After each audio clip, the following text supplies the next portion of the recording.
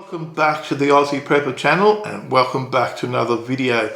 Today we're talking about a topic that comes up all the time.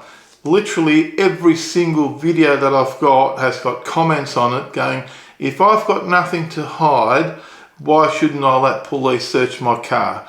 Or why shouldn't I let police search me? Let's have a look at why you should never agree for police to search your car. Now, the number one and most obvious reason for any critical thinker would be if you allow police to search your car, they're never going to find you innocent of anything, but they may find you guilty of something.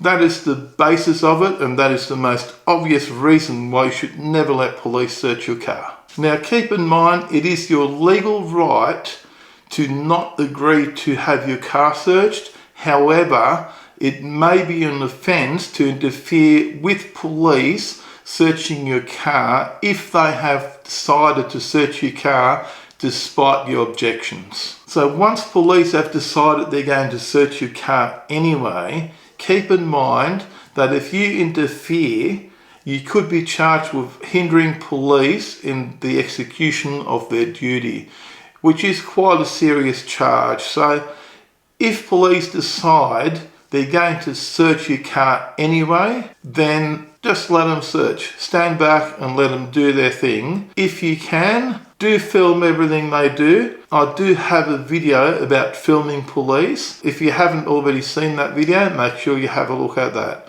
So if police are searching your car, try and film what's going on, just so you've got a record of what actually happened, and also try and get the refusal of your search on video or on record. And if police do decide to search your car, they must have a lawful and legal reason to do so, and this will be covered in another video, but just keep in mind that they must have a legal reason to do so, and if they do not have a legal reason, they could be conducting an illegal search.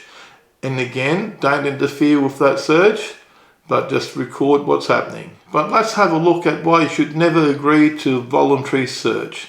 A lot of people say, if you've got nothing to hide, why wouldn't I let police search my car? Let's see why not. And there's some very valid reasons for that. One of the first reasons is, it is your legal right to go about your daily life without police and government interference. And that is pretty important. Now, a police search of your car could take anything from 15 minutes to 2.5 hours. Do you have that sort of time to spare to spend on the side of the road for absolutely no reason whatsoever? If you've agreed to the search, police can search every part of your car. Part of a police search could also be taking door trims off, taking out the back seat, taking out your spare tyre, taking out your toolkit, also emptying your glove box, your centre console, or anything else that might be in the car, and dumping it on the footpath. People have been known to hide drugs inside spare tyres, so the search could go to that extent. And it is not the police's responsibility to put your car back together or even to cover the cost of any damages that may be caused during the search. So if they damage any of your interior panels, your fastenings, your back seat, scratch your car, anything happens to your car, they are not responsible for that because you have given permission for them to do that. So you may well end up being on the side of the road in the middle of the night with the entire contents of your car spread out on the footpath, and they will just get in their car and leave. And you'll be left there to put your car back together, pack everything away before you can be on your way. Does that sound like fun to you? It certainly doesn't to me.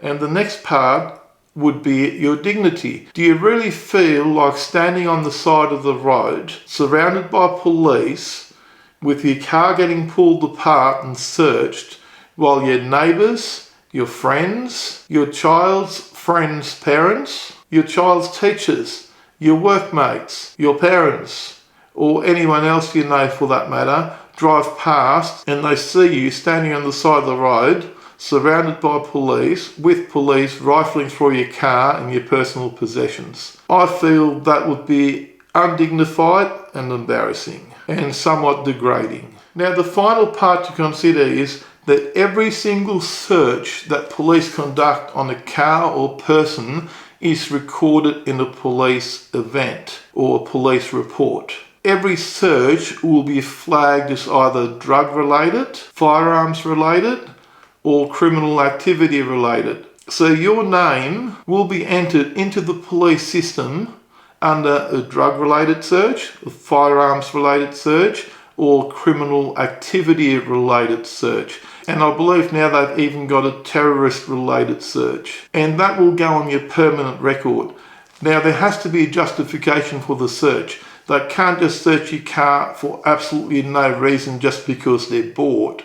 So in the police system, the search will have to be put down as one of those. So that would mean that if they put your search down as a drug-related search, even though you may never have had any involvement in drugs or even smoked a cigarette or had a beer in your entire life, you now have a drug-related police search on your permanent record. Does that sound like a good idea? Now, what that means, that if in 6 months' time, 12 months' time, or 3 years' time, you get stopped by police and they run your license through the system, you will be flagged as having had a drug-related search, or firearms-related search, or criminal activity-related search, or terrorist-related search next to your name.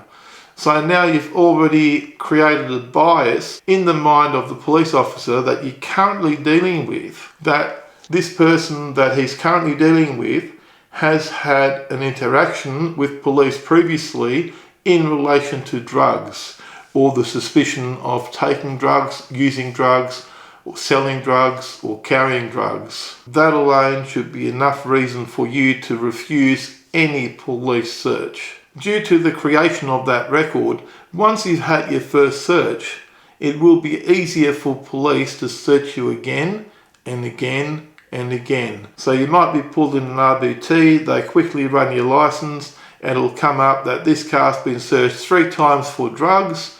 It might be 10 o'clock at night, you might be in a bad area, and police will say, hey, we've got this car here, we've got this guy, he's already been searched 3 times for drugs. He's out here at 10 o'clock at night in a bad neighbourhood, maybe he was here buying drugs or selling drugs, let's search the car. Let's quickly look at the situation where they actually find something. What about if they pull out the back seat and they found a knife that is slipped down under the back seat from the last time you went camping or fishing, which is actually an offence unless you have a good reason why you need a knife at that time of the day.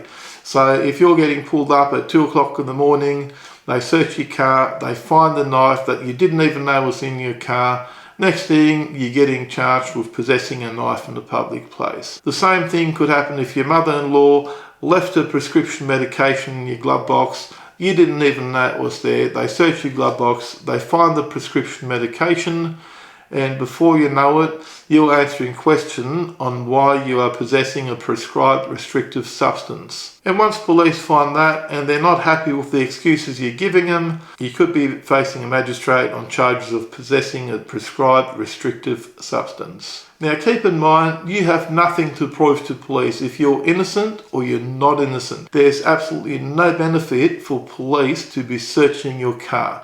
They're not searching the car to find you innocent of something. The reason they are searching your car is because they're looking to find you guilty of something.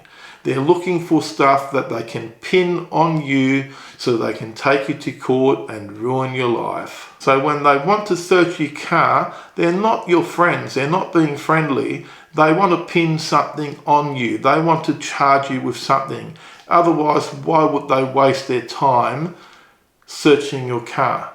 It'll be a completely pointless exercise. They are looking to pin something on you. Now, if you've had any experiences in relating to anything we spoke about in today's video, leave your comment down below. I get hundreds of comments on my videos. I'll do my best to try and answer as many as I can. I will never get to all of them unless I hire someone else to answer comments for me. And unfortunately, I'm not making enough money to do that. However, if you found today's video to be informative or entertaining, do me a favour and give me a big thumbs up.